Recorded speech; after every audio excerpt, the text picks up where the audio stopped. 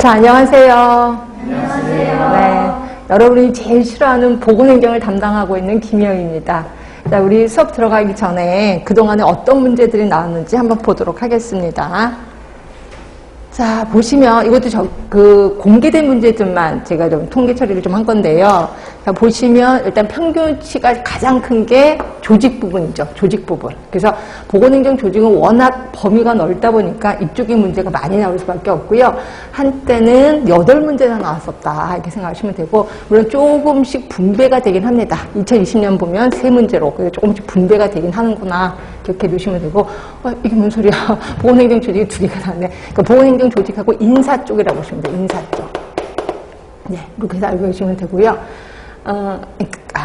그렇지. 그렇게 해서 보시면 될 것 같고, 그 다음에 주로 나왔었던 게, 자, 이론적인 기초, 개념 쪽에 부분이 좀 나왔었습니다.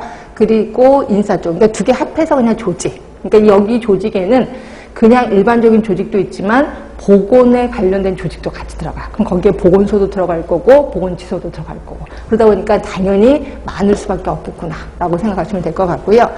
그 다음에 사회보장제도 보시면 끊임없이 2개 또는 3개 정도 이렇게 나오고 있습니다.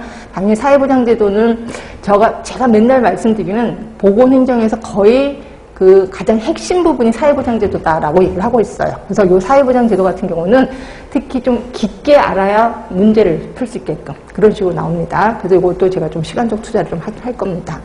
그 다음에 이제 기획과 정책글에서 이게 약간 행정 쪽인 냄새가 날 거예요. 일반 행정. 그래서 이제 정책이나 기획 같은 거 할 때 되게 많이 어려워하시긴 하는데, 이게 처음에는 1개였다가 점점 좀 많아진다고 생각하시면 돼요. 3개 정도까지 나옵니다. 그렇죠? 물론 평균은 2개 정도 되긴 하지만 그 정도 되고요. 그 다음에 이제 그 다음에 이제 나머지 거, 특히 이 중에서 가장 작게 나오는 게 경제 쪽, 예산 쪽이라고 보시면 돼. 그래서 예산은 예전에 좀 많이 나왔다가 점점 줄어들었고, 그 다음에 이제는 1개 정도 나온다. 그래서 어떤 분들은 예산을 포기하는 분들도 계세요. 근데 예산을 포기하기에는 조금 그래. 그래서 예산을 좀 신경 쓰시는 게 좋은데, 그것도 예산에서 주로 나오는 것들이 아니라 구석에 처박힌 문제들이 좀 많이 나오거든요. 그래서 예산 같은 경우는 좀 까탈스럽다고 느낄 수도 있습니다. 그 다음에 여기까지가 이제 통계고, 그 다음에 법을 제가 따로 뽑아봤어요. 또 이제 보건행정에서 법 부분이 얼마나 나오는지 한번 해봤더니 평균 2.8, 결국 3문제 정도가 평균으로 나온다는 거죠. 그래서 보시면, 자, 보세요. 4개, 그 다음에 한때 좀 줄어들었다가 또 다시 4개. 그래서 법과 관련된 내용은 되게 많이 나옵니다. 그래서 제가 법을 따로 정리를 할 정도로 좀 신경을 쓰고 있다. 이렇게 보시면 되고요. 자, 구체적으로 한번 볼게요. 자, 이론적인 기초를 보시면 공중보건의 의미, 앤더슨 모형, 들어보셨을 겁니다. 앤더슨 워낙 유명하시니까. 그리고 역사 부분이 나옵니다. 그래서 공중보건보다는 보건행정이 역사 부분이 좀 깊게 나오는 편이다. 이렇게 보시면 돼요. 깊게 나오고 문제도 조금 까탈스러운 편인 거. 그렇죠? 근데 보건행정의 특성, 그 다음에 거버넌스, 그 차이점. 그러니까 예전에 했던 행정과 현대 행정의 차이점. 이거 오늘 배우실 거거든요. 이런 것들을 묻는 개념적인 문제도 좀 나오는 거고요.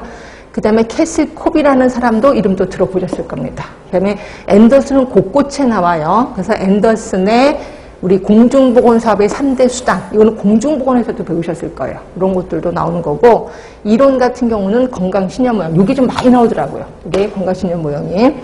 그 다음에 또 많이 나오는 게 보건행정의 범위. 특히 WHO, 에머전 이런 게 있는데 WHO 게 좀 나왔었다. 이렇게 보시면 될 것 같고.